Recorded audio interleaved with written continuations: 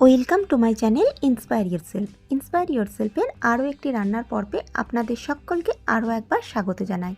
আজকে আপনাদের সাথে শেয়ার করে নেব দুর্দান্ত স্বাদের একটা ব্রেকফাস্টের রেসিপি, যেটা চটজলদি তৈরি তো হয় বটেই, তার সাথে সাথে পেট ভরানোর সাথে সাথে ভীষণভাবে স্বাস্থ্যকর একটি রেসিপি। তাহলে রেসিপিটা শুরু করা যাক। কোনোরূপ ফার্মেন্টেশনের ঝামেলা ছাড়াই ইনস্ট্যান্ট এই ইডলির রেসিপিটা আপনাদের সাথে আমি শেয়ার করে নিচ্ছি। তার জন্য নিয়েছি 1 কাপ পরিমাণে ওটস।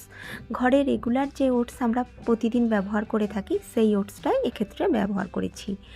মিক্সির ছোট গ্রাইন্ডারে নিয়ে একদম পাউডার করে সেটাকে একটু গ্রাইন্ড করে নিতে হবে। রেসিপির জন্য ওটসের গুঁড়োরই প্রয়োজন। একদম মিহি করে গুঁড়ো করে নিয়েছি, দেখতেই পাচ্ছেন। এবার এটাকে এক সাইডে রেখে দেব। একটা বড় পাত্র নিয়েছি, তাতে এই ওটসের গুঁড়োটা নিয়ে নিলাম। 1 কাপ পরিমাণে ওটস মিক্সের গুঁড়ো আমি এক্ষেত্রে ব্যবহার করছি। আর তার সাথেই নিচ্ছি 1 কাপ পরিমাণে সুজি, অর্থাৎ ওটস আর সুজির পরিমাণটা রেখেছি একদম সমান সমান। সুজিটাও ওটসের সাথে দিয়ে দিলাম। এবারে সুজি আর ওটসটাকে একটু হালকা হাতে মিশিয়ে নেব। এই সময় দিয়ে দিলাম স্বাদ অনুযায়ী লবণ। আমি এক্ষেত্রে অল্প একটু লবণ ব্যবহার করেছি।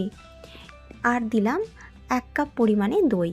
যেহেতু গুঁড়ো উপকরণটা 1 কাপ করে 2 কাপ ব্যবহার করেছি, তাই দইয়ের পরিমাণটা রেখেছি তার অর্ধেক, মানে 1 কাপ পরিমাণ।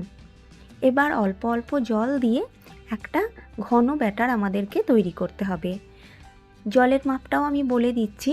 আমার এক্ষেত্রে 1.5 কাপের মতো জল ব্যবহার করতে হয়েছে, অর্থাৎ 1 কাপ জল আমি আগে ব্যবহার করলাম, আর এই যে অবশিষ্ট জলটা নিয়েছি সেই জলটা দিয়ে একটা ঘন ব্যাটার আমি তৈরি করে নেব। ব্যাটারটা যত স্মুথ তৈরি হবে, ইডলিগুলো খেতে কিন্তু ততটাই সুন্দর হবে। আর যেহেতু এটা সুজি ব্যবহার করা হয়েছে, তাই ব্যাটারটা এখন পাতলা বলে মনে হলেও একটুক্ষণ রেস্টে রাখলেই কিন্তু এটা একটা ঘন ব্যাটারে পরিণত হয়ে যাবে। ব্যাটারটা আমাদের তৈরি করা হয়ে গেছে। এবার ঢাকা চাপা দিয়ে মিনিট 10 রেস্টে রেখে দেব। ফিরে এলাম 10 মিনিট পর। এখন ব্যাটারটা বেশ আগের থেকে একটু ঘন হয়ে এসেছে, তবে এই রকম কনসিস্টেন্সির ব্যাটারই আমার ইডলি করার জন্য প্রয়োজন, তাই আর জলের ব্যবহার করব না। এই সময় দেব অল্প একটু বেকিং পাউডার। এক্ষেত্রে কিন্তু বেকিং পাউডারই ব্যবহার করতে হবে, বেকিং সোডা দিলে চলবে না, তবে চাইলে ইনোও ব্যবহার করা যায়। আমি ছোট চা চামচের 1 চামচ বেকিং পাউডার দিলাম, আর সেই বেকিং পাউডারটা মেশানোর জন্য সেই চা চামচেরই 2 চামচের মতো আমি জল নিয়েছি। সেই জলটা এর সাথে মিশিয়ে বেকিং পাউডারটা ঘন ব্যাটারটার সাথে ভালো করে মিশিয়ে নিতে হবে। একই দিকে বারবার ফেটিয়ে ব্যাটারটাকে সুন্দর করে তৈরি করে নিয়েছি। ফেটানোটাও গুরুত্বপূর্ণ, কারণ যত ফেটানো হবে তত কিন্তু ইডলিগুলো ফ্লাফি আর নরম তুলতুলে তৈরি হবে। এবার ইডলি তৈরি করার ছাঁচটা ব্যবহার করছি, তবে ছাঁচ না থাকলেও ঘরের স্টিলের যে কোনো রেগুলার বাটিতেও ইডলি কিন্তু খুব সুন্দর তৈরি করা যায়। আমার কাছে ছাঁচ আছে, তাই আমি ছাঁচটাই ব্যবহার করছি। অল্প 1 ফোঁটা করে তেল দিয়ে একটু ব্রাশ করে দিলাম, তাতে করে ইডলিটা হওয়ার পর যাতে করে খুব সহজেই উঠে আসে। এবার একটা করে কাজু বাদাম আমি এর উপরে দিয়ে দিলাম। যদিও এটা অপশনাল, তবে ইডলিটা বাচ্চারা খেতে খুব একটা পছন্দ করে না, কিন্তু হেলদি ফুড বলে বাচ্চাদের খাওয়ানো দরকার, তাই তাদেরকে একটু আকর্ষণীয় করার জন্য একটা করে কাজু বাদাম দিলাম। এক্ষেত্রে আমি শুকনো খোলায় কাজু বাদামটা ভেজে নিয়ে ব্যবহার করেছি। যেহেতু আমি এই রেসিপিটা সকালের ছেলের টিফিনের জন্য বানাচ্ছি, তাই একটু আকর্ষণীয় করাও দরকারি। 2 চামচ করে ব্যাটার সমস্ত ছাঁচগুলোর উপরে দিয়ে দিলাম। একটু করে ফাঁকা রাখলাম যাতে করে ইডলিটা হওয়ার পর একটু ফুলে ওঠে। একইভাবে আর একটা ছাঁচও আমি রেডি করে নিয়েছি এবং সেটাতেও ব্যাটার দিয়ে ভরিয়ে দিলাম।